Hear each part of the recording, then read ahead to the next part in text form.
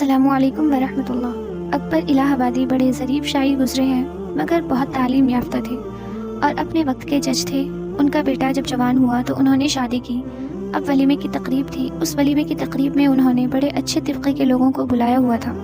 امیر لوگ، پڑھے لکھے لوگ، معاشرے کے ذمہ دار لوگ، بڑے بڑے اس طرح کے جو لوگ تھے وہ آئے ہوئے تھے، اور بیٹا بھی جوان العمر تھا اور اس وقت اس کی خوشی کی تقریب تھی۔ تو اس خوشی کی تقریب میں انہوں نے اعلان کیا کہ آج میں اپنے بیٹے کو ایک تحفہ دوں گا۔ اب انہوں نے تحفہ ایک کاغذ کے اندر لپٹا ہوا تھا، یعنی گفٹ پیک کرایا ہوا تھا۔ سارا مجموعہ متوجہ ہو گیا، بیٹے کی شادی ہے، ولیمے کی تقریب ہے، باپ اتنا معزز آدمی ہے اور وہ اپنے بیٹے کو ولیمے کے اوپر ایک تحفہ پیش کر رہا ہے۔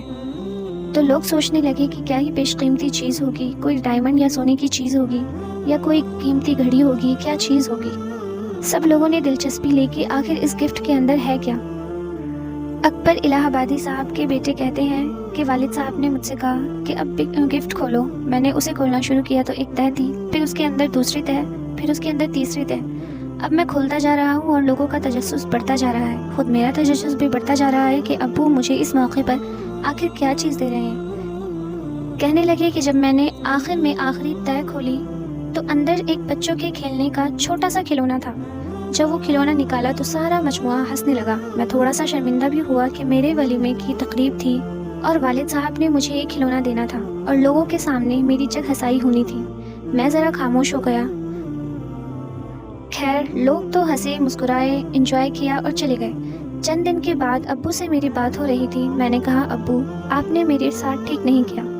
کیوں بیٹے؟ اس لیے کہ آپ نے اتنے بڑے مجموعے کے سامنے مذاق بنا دیا۔ سارے مجھ پر ہنسنے لگے کہ آپ نے اس تقریب کی خوشی میں یہ چھوٹا سا کھلونا دیا۔ تو اس وقت والد صاحب نے بات سمجھائی کہ دیکھو بیٹا، میں تمہیں ایک میسج دینا چاہتا تھا، ایک پیغام سمجھانا چاہتا تھا۔ بچپن میں ایک مرتبہ میرے پاس پیسے نہیں تھے اور تم نے اسی کھلونے کا مجھ سے مطالبہ کیا تھا جو میں نے خرید کر نہ دیا۔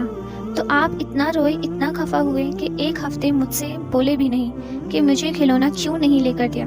اس کھلونے کی آپ کو اتنی چاہت تھی کہ اپنے والد صاحب سے ایک ہفتہ کلام تک نہ کیا۔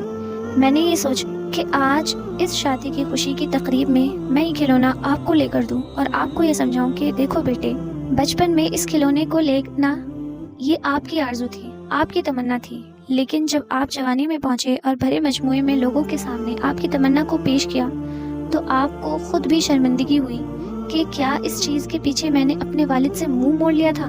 میں یہ پیغام دینا چاہتا تھا کہ بیٹے، بچپن کی تمنائیں اگر بندے کے سامنے جوانی میں کھولی جائیں تو بھرے مجموعے میں بندے کو شرمندگی ہوتی ہے۔ تم جوانی میں اپنی کوئی ایسی آرزو اور تمنا مت بنانا کہ کل قیامت کے مجموعے میں اگر اسے کھول دیا جائے تو تمہیں وہاں جا کر شرمندگی ہو۔